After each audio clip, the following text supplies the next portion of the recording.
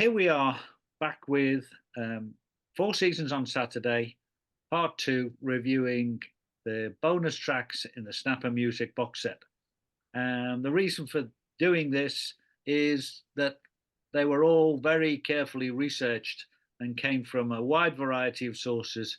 And fans who have either bought the box set or are considering buying the box set uh, need to know just how important these tracks are. And the team with me today, which is George Perez in Los Angeles, um, Anthony Colatrello in Pittsburgh, Anthony, Yes. Yes, it and is. Chuck Walker is in Reno. And I'm in sunny Spain, as you can see behind me. Um, so, kicking off with disc five, because we've done the VJ in our last session. So, we kick off with Born to Wander. And fortunately, there were solid tapes in the Four Seasons partnership storage of these two albums, both mono and in stereo. And they came out probably amongst the best of the remasters that were done by Snapper in the box set. And we only found one um, interesting alternative, and this was a Bill Inglot supplied acetate right at the end of the process, 21st of April 2021. And that was an alternative. Well, it seemed an underdub because the opening falsetto by Frankie on Millie wasn't present on this version. And we think it is actually either an underdub or an alternate version.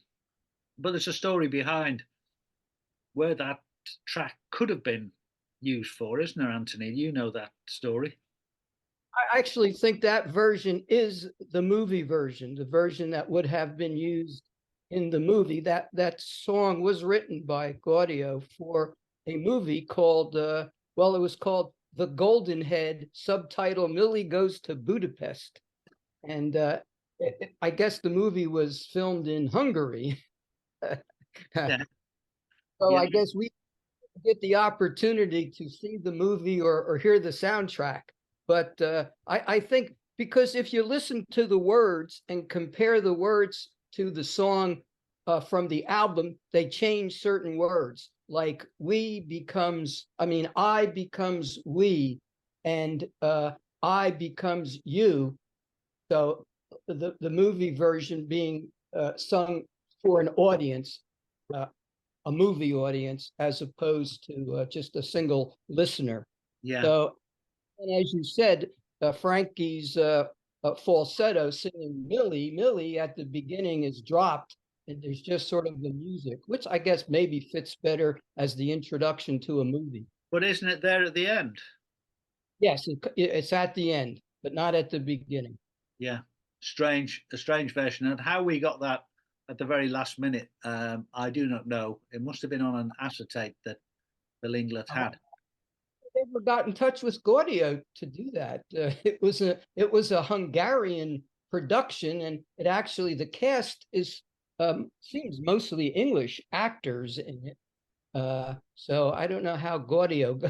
It's one of the mysteries of the whole research for the box set that should have turned up, and it would have it obviously fits that story that George Ingram had researched and found out in the past. Anthony, do you know what the production date of the movie was? Was the movie produced before Born to Wander, or was it produced after the album came out? So it was from 1964. The year I don't know. Okay. The year was 1964. I used that for one of my quizzes for songs that were written Four Seasons songs specifically written for movies. That was one of the answers. Yeah, so that was the only track we could find from around that period that fitted that particular album because with it being a folk album, there didn't seem to fit with where the Four Seasons were going when they signed and recorded and had a hit with Dawn. And the whole album seems out of sync with that particular hit. But we'll come back to one of the tracks from that album as we move on. But moving on to disc 6 and Don't Go Away, that was really the album to complement the hits. And strangely enough, in the Four Seasons Partnership Archive, it's actually titled Christmas Album. But when I played it, it turned out to be Dawn. So that's just another example of how badly managed the Four Seasons Archive has been and why it was so hard to actually get everything. Obviously, in retrospect, we should have listened to all of the or sampled all of the tapes, but that would have been an even bigger job to get them transferred from not only from Los Angeles from the storage to Peter Reynolds mastering, but we had to call down individual tracks, and that was a continuous process of review. When we got the scans, we'd see tracks, and then we'd ask for them. So part of the process was also, as is the case on this album, to have a mixture of bonus tracks that either we have found as the Four Seasons UK Appreciation Society, or were found on the tapes. And in the case of Don't Go Away album, we had a live on stage 1964 recording of 4 tracks from a show which were from Tommy DeVito's own personal archive, and that was another find that we found from the Rex Woodard tape that was supplied when he did the book with Tommy DeVito, and it contained 4 great. Well, it was almost a medley of Stay, Since I Don't Have You, Cry Myself to Sleep, and Dawn, and it was a board recording, so it's not like the Clearwater show. The sound quality of the tracks was clearly better, and were clearly recorded through the soundboard at a show. But I'm not sure where the show was. I don't know whether they Clearwater's on one side of Florida. Maybe they appeared at Fort Lauderdale or further up the Atlantic coast. Yeah, it could, because as I said, when I went to the 1964 concert in Asbury Park, the set list was exactly the same as the Clearwater, and these 4 songs are part of that set list. In my opinion, after the Motown previously unreleased, I got the biggest kick out of it. Well, this is an individual track. It's 4 songs, but it's on one track. Yeah, I thought this was one of the highlights of the album, because if you really want to know how the Four Seasons sounded in the early 60s, with Frankie, Bob, and Nick, this was it. This was the best example of a live concert recording. Yeah. The live cassette tape version that we got was actually Frankie has a very, very high falsetto on it, and it doesn't actually come through quite the same. It's been mastered so that Frankie's vocal is not quite as shrill as it was on the cassette tape. Now that's a deliberate act of remastering, but I have a copy of the original cassette version, and yeah, Frankie's vocal is particularly on that strong. Yeah, and Since I Don't Have You, his I mean, they sometimes describe his falsetto as stratospheric. Well, on Since I Don't Have You, when he hits that one note, that is stratospheric. It certainly I is. think a question for you. Yeah. You saw the concert in '64 as I saw a concert in '64. You say you have a track list. This concert I saw in Portland in March of '64. They ended the show with Dawn. Is this the same series that they ended the show with at Asbury Park? No, I think the one in Clearwater, they end with Ronnie, and that's a later song.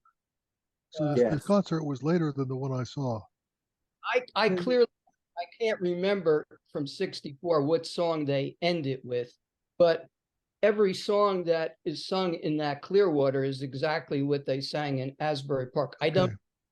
know as though whether it Probably was just mix them up with different parts of the different shows. Yeah, Understand. Go ahead. yeah, it's a long time ago. So there's literally nothing except these two snatches of concert, the Clearwater and this concert, which is obviously a different one because it's a board recording rather than an audience recording. Clearwater is definitely an audience recording.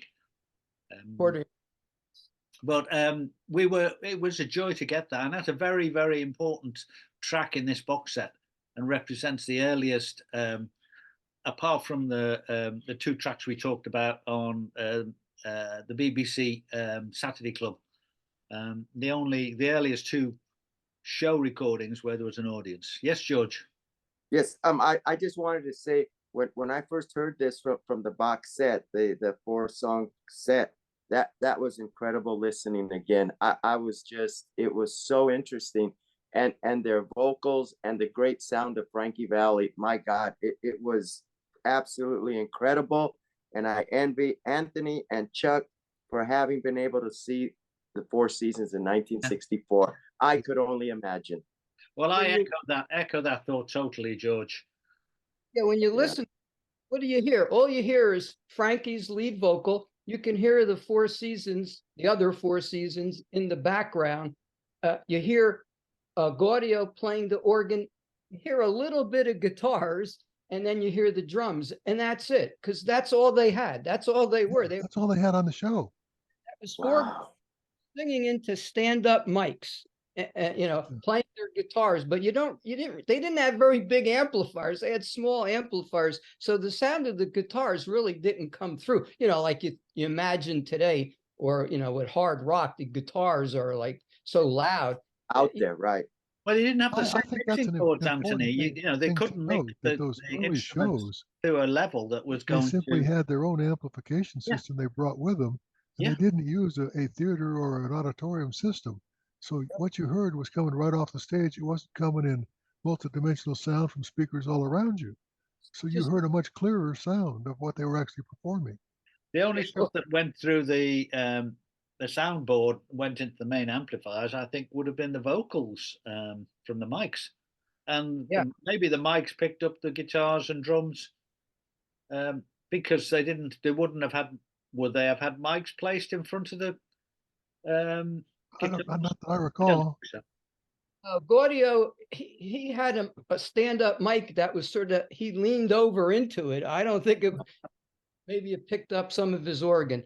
That was, other than the drums, that was really the only instrument you tended to hear. And then at the end of every song, Tommy DeVito would do a little strumming on the guitar to finish out the song. That was. What I find hard to believe is that, given the fame of the group, that they didn't do. Tommy got these recordings obviously from an engineer at the show. So why would they not at some stage record one of their shows properly? I always wondered that myself. I don't know. Same here. Well, maybe it's on one of the 200 unmarked tapes that are sitting in the Four Seasons storage. Of course, over in LA. They weren't thinking about videos. They couldn't. They were.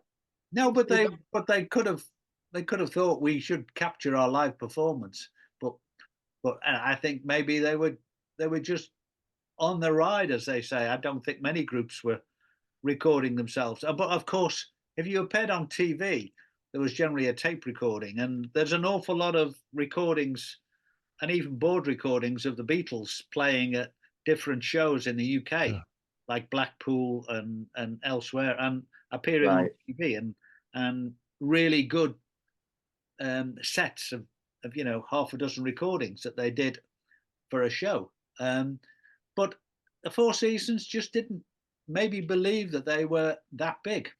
Well, we'll come on to talk about that, I'm sure, in other places. But the other things that came out about these times was quite a bit of commercial advertising that they were doing, and we found on one of the last big reels that were supplied to us on the 15th of April, 2021, right at the end of the research process, we found the Cousin Brucey theme, and there was a specific tape in the storage of the Brunswick bowling spot, which was on a Warner Roulette marked tape. But obviously these were master tapes, and so we felt that they should be used rather than dubs from the, the recordings of the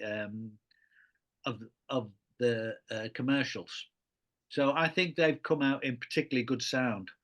And in fact, that's just a feature of the box set, is that the bonus tracks generally are absolutely superb. I think the best of their commercials is missing from the box set. They did 3 different commercials for the Coke people. Yeah. And they actually sound like a Four Seasons song live. So we had them, but they're incredible. They sound better than some of the songs. They're just we great. had them, but Right. we couldn't use them because of the Copyright. Yeah.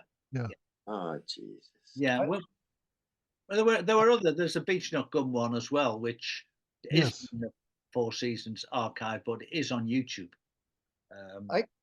Just a little historical anecdote. I remember I was listening to the radio, a Cousin Brucey show, when Frankie and Bob came on the show and presented Cousin Brucey with the song.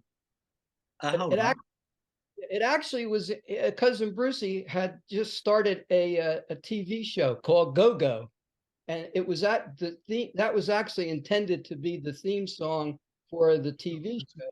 But the TV show didn't last all that long, so Cousin Brucey just kept it as the theme song for his radio. Yeah, that's interesting. Fact that we would never know, but for Anthony. Great stuff, Anthony. Okay, well, moving on to Rag Doll. Wait, can we do one more thing on Dawn first? Yeah. Dawn is the last of an era. It's the same format as the albums that they recorded for BJ, which had a couple of four-season hits on it, and then had some oldies but goodies of the era that they recorded. And it had the same format. The big difference is it had a couple of other tracks on the album, Only Yesterday and Big Man's World, which were new tracks for the seasons. And I at the time thought they may be issued as a single, but they never showed up. But that was the big change from Dawn to Rag Doll, is Dawn was the last of the oldie but goodie albums that they recorded. Yeah. And strangely, those tracks didn't turn up in stereo either. They just were never mixed. No. Well, until now, of course, when they're with artificial intelligence, I've been able to create versions that are, I think, a fairly well. I think they're amongst the best you can achieve, given the mono sound, because you haven't got the density of sound that you get on a stereo recording. But yeah, I mean, it's interesting. This formula did persist, and I think it carried on onto the Rag Doll album as well. Although the Rag Doll album had quite a lot of really strong songs on it, and you had more songs written by Bob Gaudio and Bob Crewe on the Rag Doll album. Yeah, and the great thing about that album was the singles from it were really strong as well. And the interesting thing when we were looking through is the Four Seasons Partnership had tapes which were titled Mercury compilation tapes, and they had about 5 of these, and the same for stereo. But the problem was that not all of the copies of tracks on there were actually the 45 versions. In some cases they hadn't got the 45 versions, but fortunately we did find and we thought they should be as bonus tracks, because there are definitely different unique mixes. Save It For Me, which was mixed specially by Bob Crewe for 45 release, and Silence Is Golden, which is on this box set a different mix to the album version. and that was on the Born to Wander album. Yeah, the album version has a longer trail out at the end Yeah, of the song than the single does. yeah, It's got more instrumental. yeah. There's more punch to it as well. The single Yeah, version, and that's a feature of quite a few of the unique mono versions that we feature on the box set. They're all picked for their distinctive, different, punchier sound that Crewe wanted from a 45. So on to Disc 8 and the Entertain You album, which is one of the strangest albums in a way, because part of it features on the album that's going to follow. Now, I think there are some reasons why that may be the case, and also this is the album where it started with A Sunday Kind of Love Yeah. on the album and finished with Toy Soldier, which was the 45 release. You know the background to this well, Anthony, don't you? Yeah, when I bought it, I must have bought the first pressing and it's a mono album, and it has A Sunday Kind of Love on it. But then when I would go back to the store, I saw the album, and they had a new wrapping, and it had like a yellow sticker on it saying including hit single Toy Soldier. Now I said, why? Is that a different album? No, it was the same album. They just changed that one song. I actually prefer A Sunday Kind of Love myself. Yeah. Toy Well, Soldier. you have a similar experience to what I had. The difference I noted was when I found a copy on the West Coast, it had Toy Soldier, but the back of the album had two covers on it. It had the original cover, back cover with Sunny Kind of Love. It had an overlay that you could see through, but it had Toy Soldier, and Toy Soldier was on the disc. So they had pressed the covers, but they changed it in midstream. Right. Well, we thought when we were looking through the Mercury compilation tapes that because it listed the Sunday Kind of Love mono, that was a unique 45 track, but I didn't have and don't have the mono album like you described, Anthony. So there is a possibility that the Mercury compilation tape version of A Sunday Kind of Love is exactly the same as the. It is. I mean, I could compare it, and it is. It's the same. Yeah, but we thought it was a unique mono version from that tape. So, you know, we didn't have all of the tapes to listen to. So we'd relied on the Four Seasons to have stored mono tracks that were unique on the Mercury compilation tapes. So hence we pulled them. Equally so with Girl Come Running, that had been pulled actually by Bill Inglot from Reel 5 of the Mercury compilations, and I'm sure it was what he pulled for the 25th anniversary collection albums when he did those in 1988. But we found the copy, and it's on there as the 45, which is obviously unique. But we'll come on to the different version of that did occur later, but didn't occur till 1968. The other again mono version that's on the Mercury compilations is Little Angel, which we believed was the mono 45 version, and so we put it here because we had space on the discs. Together with what we found on stereo compilation disc 4 was The Sunday Kind of Love in full stereo. So that was a good find as well. And that came from these Mercury compilation tracks? Yeah, from the tapes. Yeah, there was stereo tapes and mono tapes, and in their wisdom, they'd saved the stereo version there. Yeah, has a stereo version appeared anywhere else of that song? It may be on the bonus tracks on the Ace CDs. Oh, I'd have to check that, Anthony. I'll have to look that up. Not sure. But when we got to sing disc 10 and sing Bacharach David. Can I add one thing?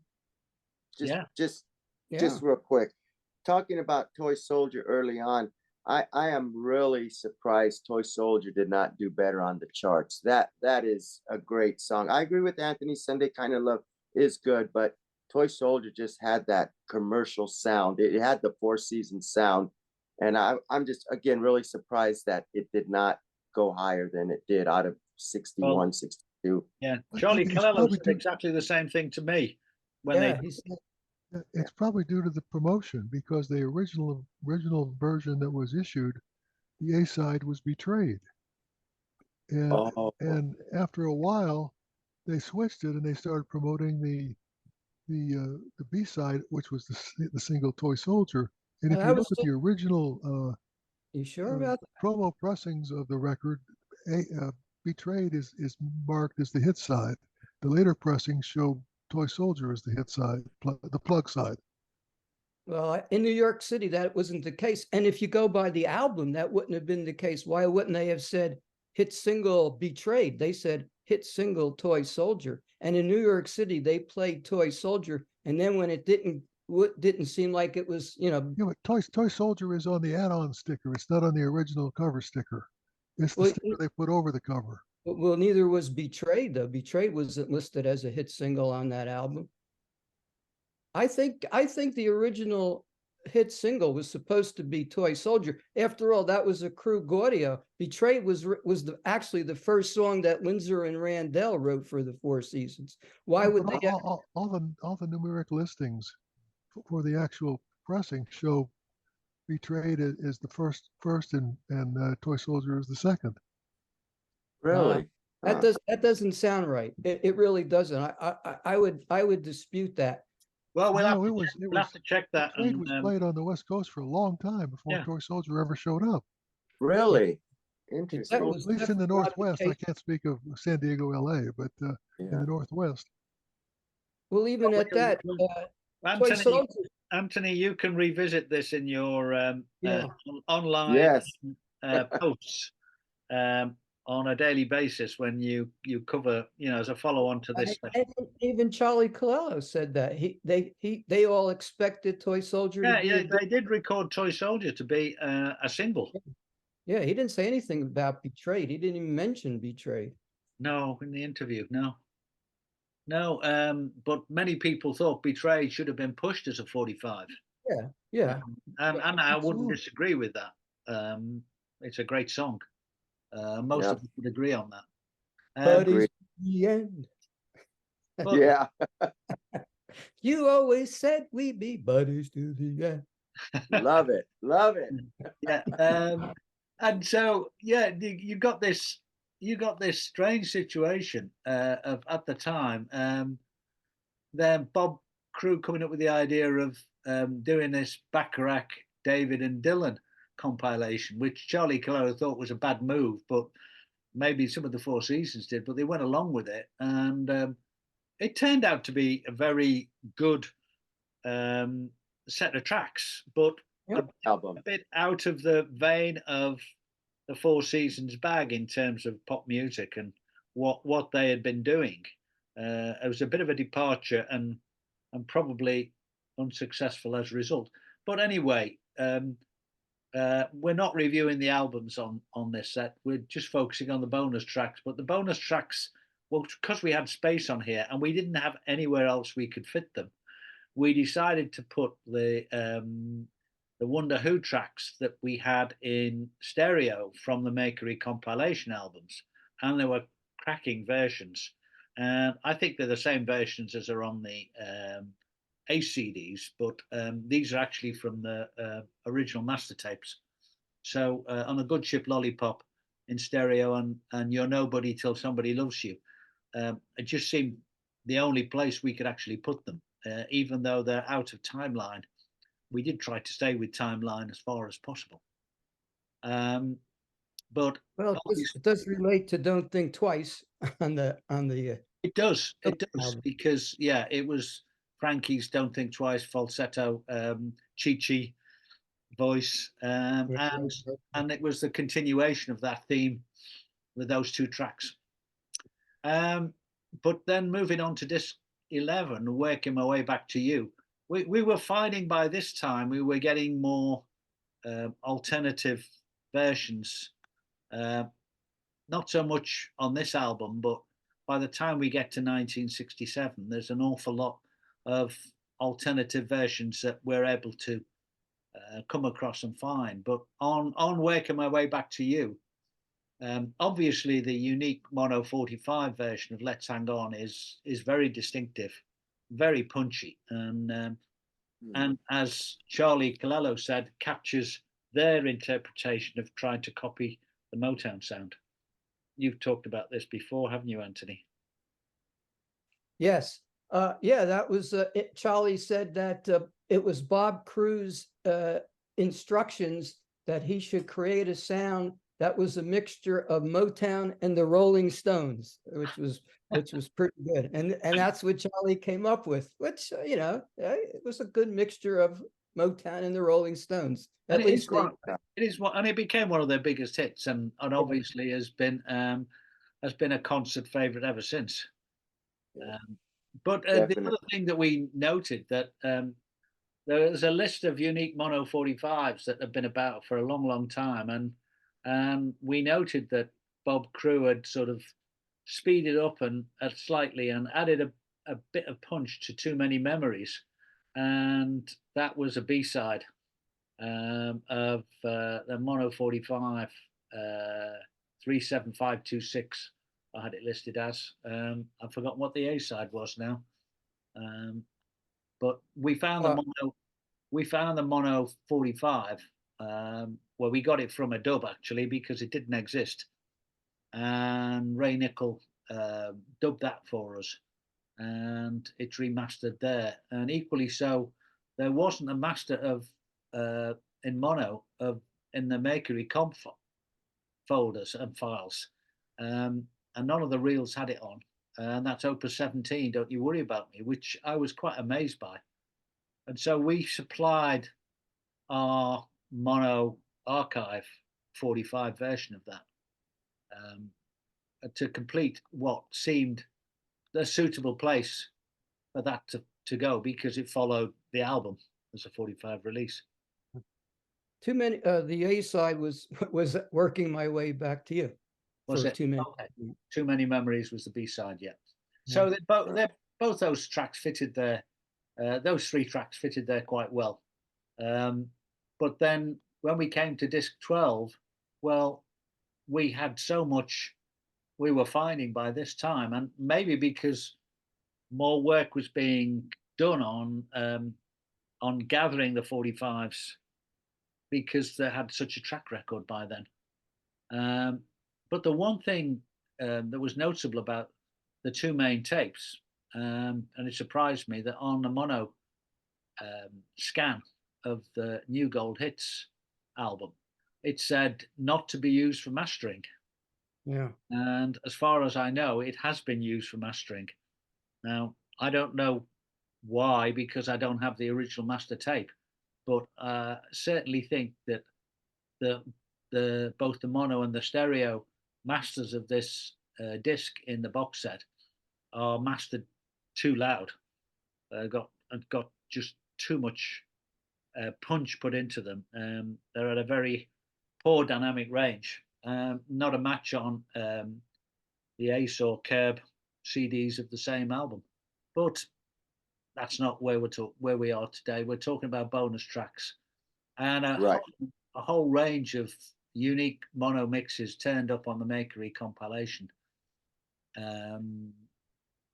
reels. And that was Tell It to the Rain, the unique mono 45, which has Frankie singing a different vocal to the album.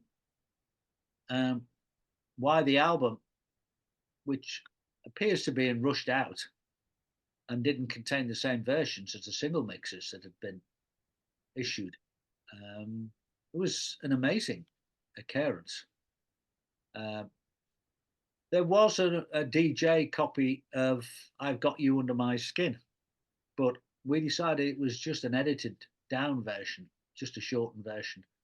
So we stuck with the Mercury compilation, tape for that. So we had Tell It to the Rain, Begging, Dodie, Come On Marianne, Let's Ride Again, Watch the Flowers Grow, which was a bit later, but we felt this was a good place to put it. Raven, which was later released, but we felt we could fit it here. Really, In the I just wanted to bring up one thing. In the book, in the box set, with Dodie, they have that listed as as a stereo version, but in your collector's notes and what you write here, you have it as the mono. And when I listen to it, sounds like a mono to me, but in the book they have it as a stereo. But in the bonus tracks, well, yeah, all of the sources are from the Makery comp reels, and they're all listed. They're all from mono reels. So Tell It to the Rain, Begging, Dodie, Come On Marianne, Let's Ride Again, Watch the Flowers Grow, Raven, and Will You Still Love Me Tomorrow were all mono. And we told the engineer where they were located. Every tape is located. So why he didn't use them, or if he didn't use them, it's his mistake. But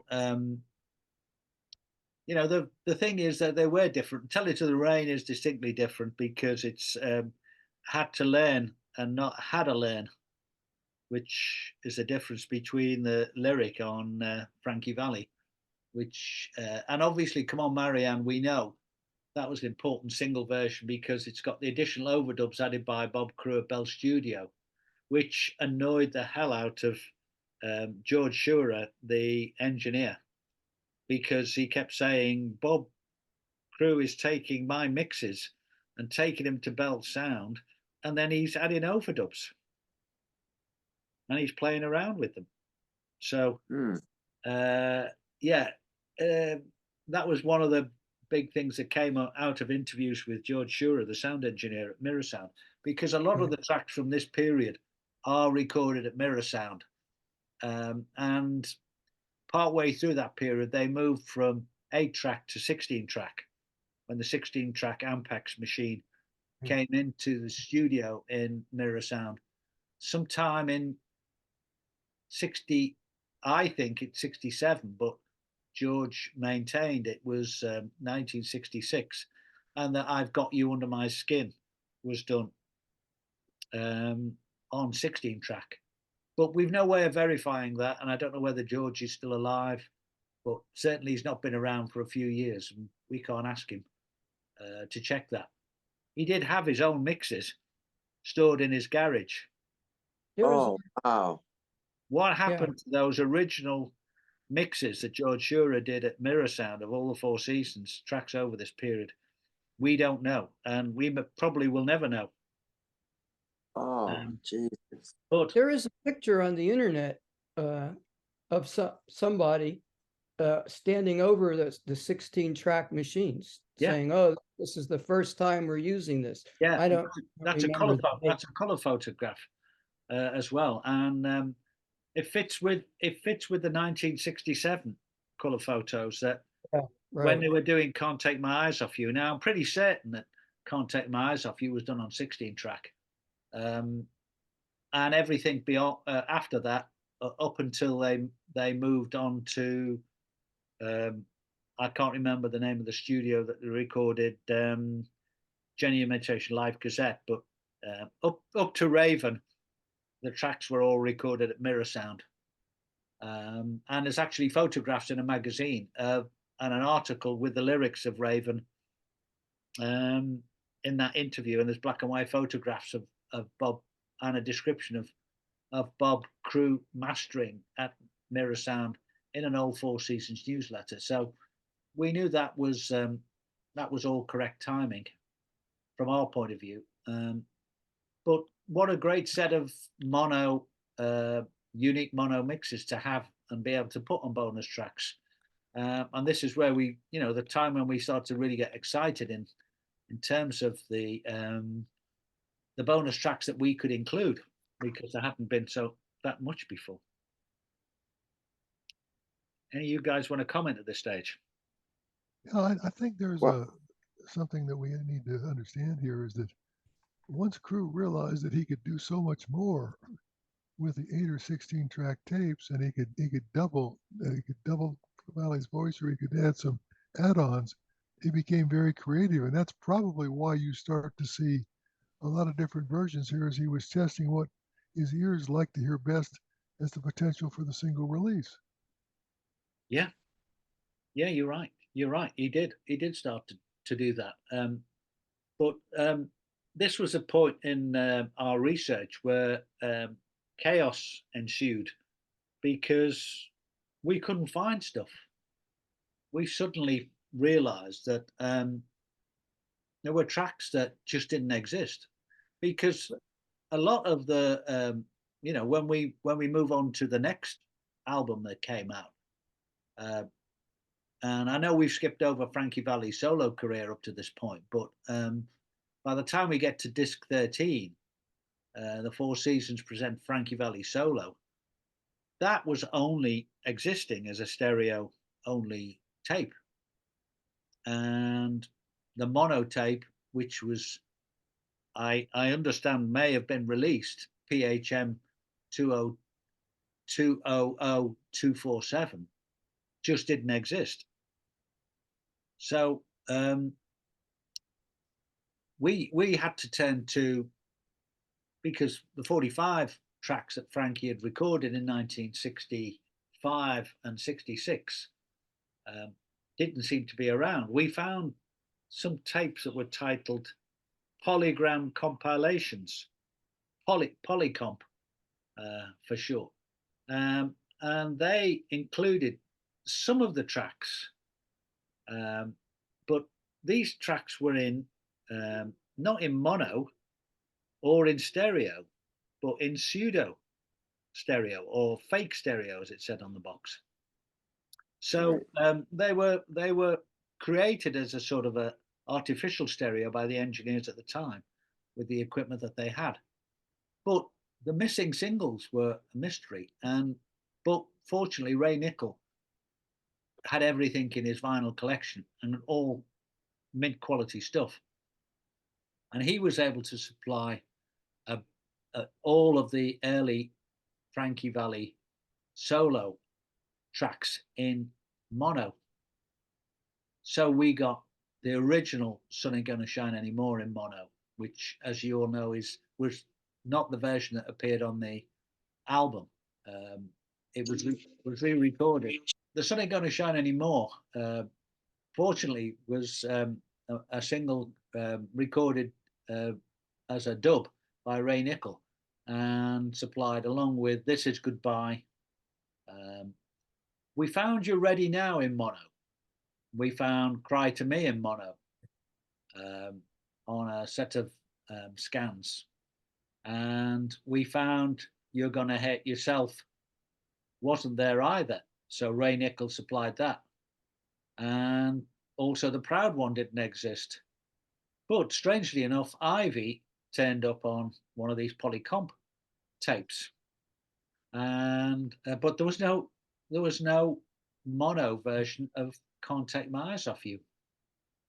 But strangely enough, Bill Inglot turned up a version on his very last transfers on the 21st of April 2021 of Can't Take My Eyes Off You alternative vocal. And this turned out to be actually from a conversation I had with Archie Schrock. What they had to do in the studio at the time when they were recording, and that was union rules required that you record the song live with the band and the vocalist as a test recording, or to demonstrate that the union was there at the time with the artist.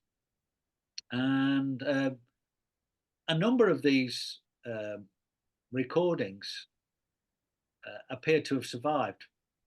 This was one that got onto acetate, and it's Frankie taking a very much more laid-back approach to the way he sings the vocal. I think you can hear it. I don't know if you've noticed it, Anthony. Have you noticed that the difference in the style of vocal he puts on for this. Yeah, yes, definitely. I guess maybe do you think they use that as a warm up to the recording? Interesting. Yeah, Like it's possible. almost like a rehearsal. Yeah, the sort of final rehearsal, and right. But Bob Crewe said, clip the vocal a bit more, Frankie. You know, make it a bit more sharper.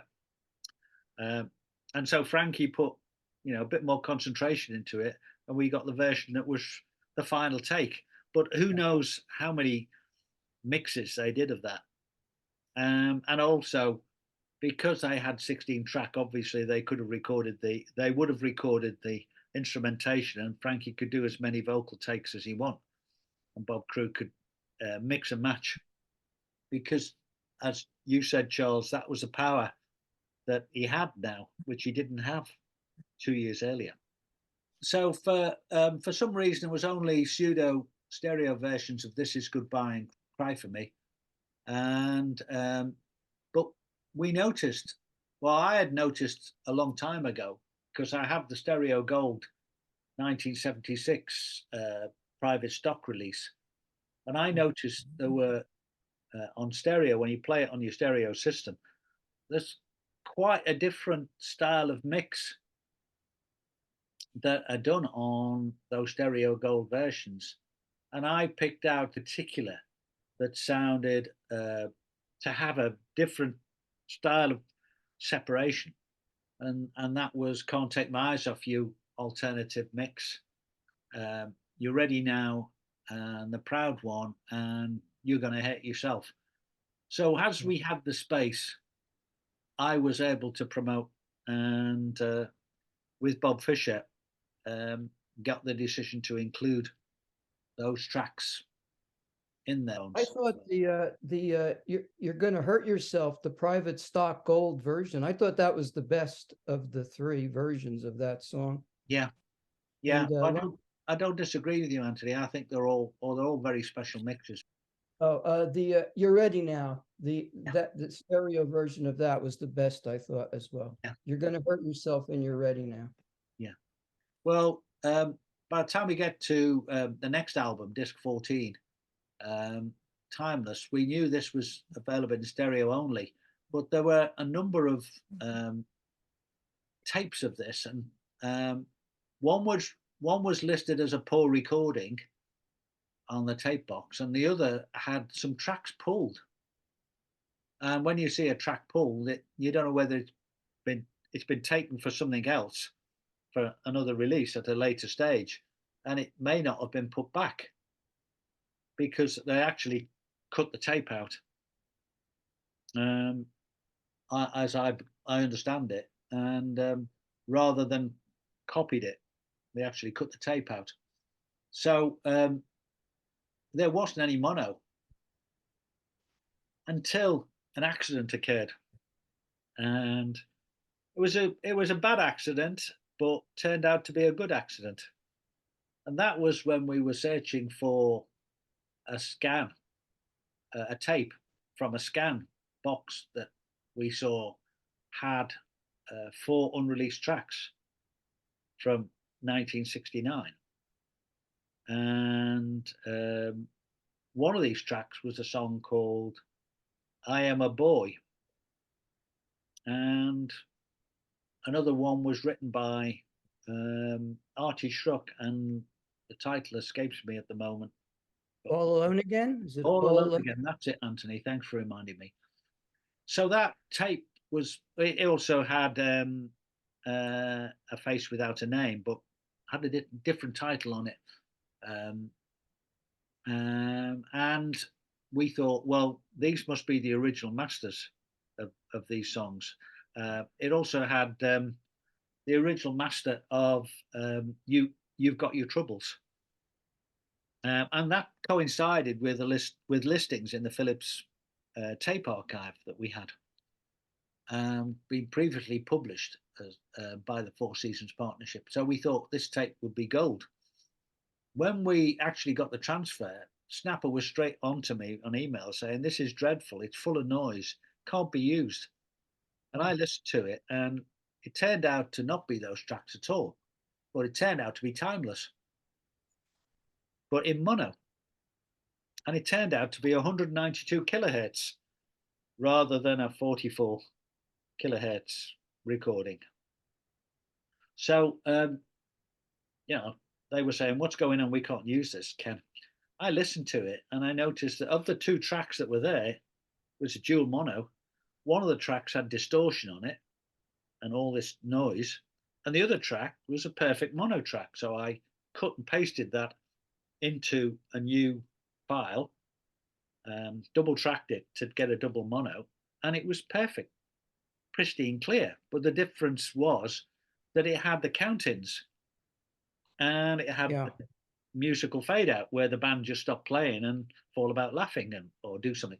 On some of them were properly faded, others weren't, but they were all mono and they were all pristine, clean, and very, very clear sounding. And I actually think, listening to this this transfer, because obviously they've been brought down from 192 kilohertz.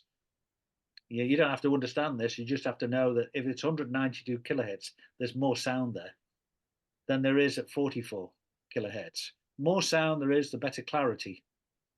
So these have come down to normal CD format, and they're all very, very clear mono, and amongst the best mono that we've got in the box set, in my view. And the engineer's done a great job on these. In fact, I think they're better than the stereo tape, because I said earlier that the stereo boxes were marked as poor recordings, but these are pristine clear.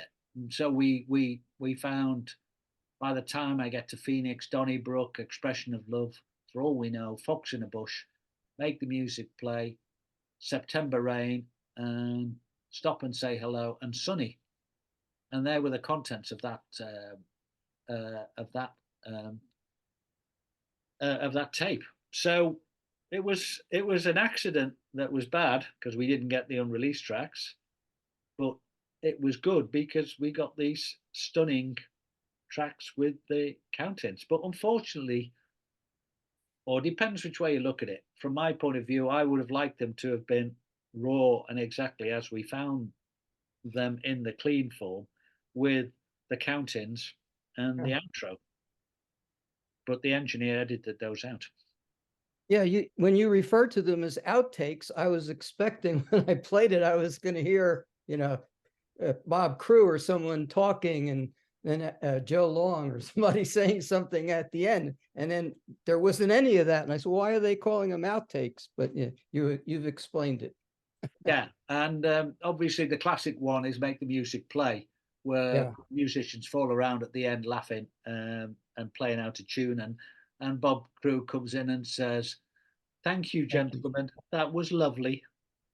So I was so dismayed that had been missed that I decided to and put it on YouTube and let everybody hear it in its full form. Thank you. That's great listening. Yeah, and then we got on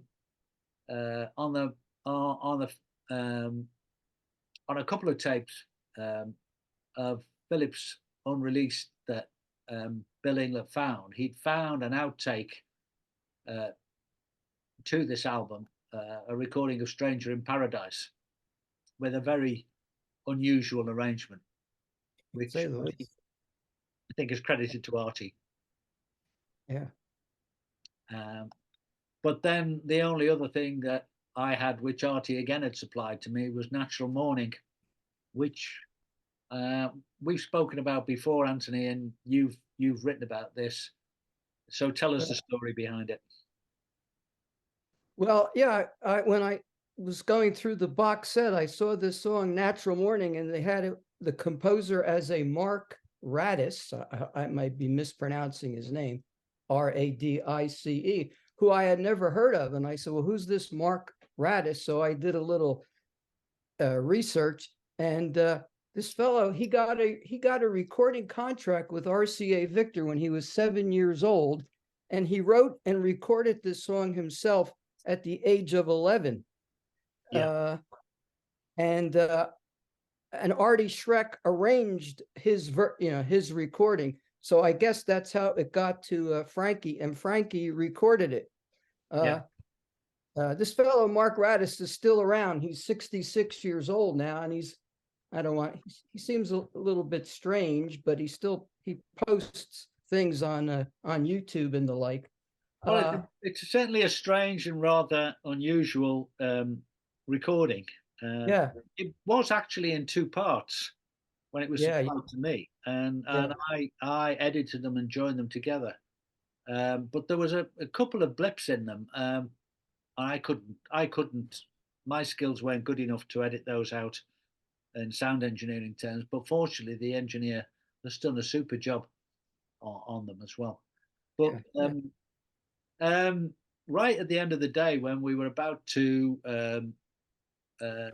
Snapper were about to finalise this box set, I found out that we hadn't actually put September Rain in the 45 version, because George Ingram had marked it up as a different timing and a different arrangement. And it's definitely a jazz style arrangement on the 45 with slightly different vocals. So anyway, I quickly got a 45 dub from Ray Nichols, sent it to Snapper, and they agreed to include it. So that was a very late thing that we got right at the end of the day. And so we'd done a great job on that. The only thing we wanted to do after that was get as perfect a version of Edizione D'Oro as the only greatest hits album to go into this set, because as Chuck is going to tell us now, it's never been released in its full form before. So Chuck, tell us the story, because you were involved in this. Yeah, back in 96 and 97, when Ace was releasing the series of 4-season original albums on CD for the first time in their original versions with the stereo copies and outtakes. Somehow there was a disagreement between the background players of the U.S. record companies and the season's attorney, and that's a surprise. Huh? Edizione D'Oro tapes were not available to use. Well, this was because the Ace it was a UK release. It was going to be a UK release, wasn't it, Chuck? And pardon me? It was going to be a UK release. Yeah, it was going to be a UK release, and there was a little adversarial relationship between all the players in the game. Yeah, who wanted to do what? It's never been released. I don't think there's ever been an attempt to release it in the U.S. market in its original format. But the tapes weren't available, so they had to construct the album based upon alternate versions. And those were pulled from various sources that they had from the previous releases, and in some cases, just out of the blue. So it never had the original versions, and it was pulled. There's very few copies of it exist. It was pulled very shortly after release.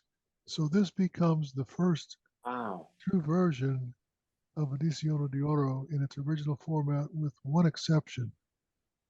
Snapper, in their own wisdom, decided not to include Ronnie because there was no, quote, stereo version, and included Don't Think Twice because it was in stereo.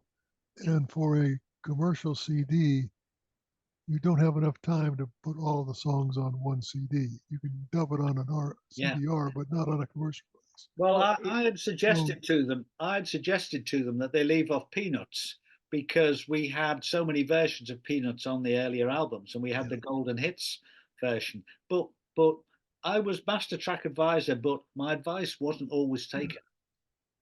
Peanuts is the one that's always been interesting to me, because it was played and was a hit in some places, and other places they've never heard of it.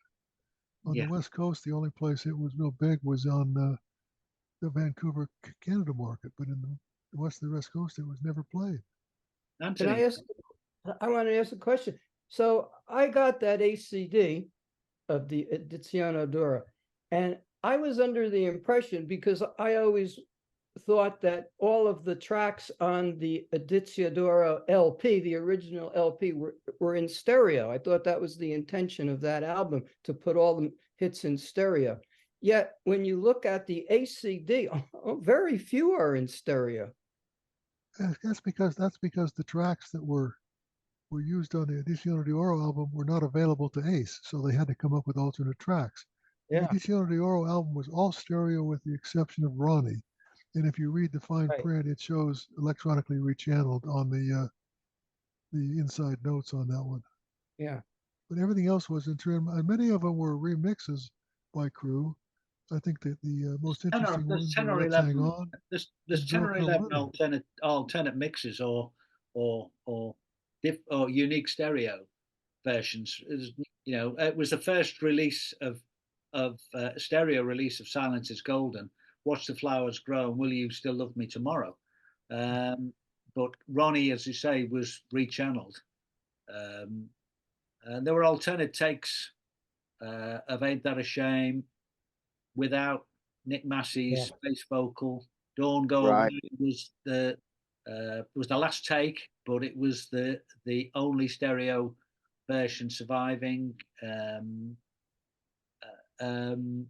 Big Man in Town was an alternative mix. Save It For Me was an alternative stereo mix. Girl Come Running has the different opening vocals and was the last take, and it should have been really used for the single, but it was it ran over 3 minutes.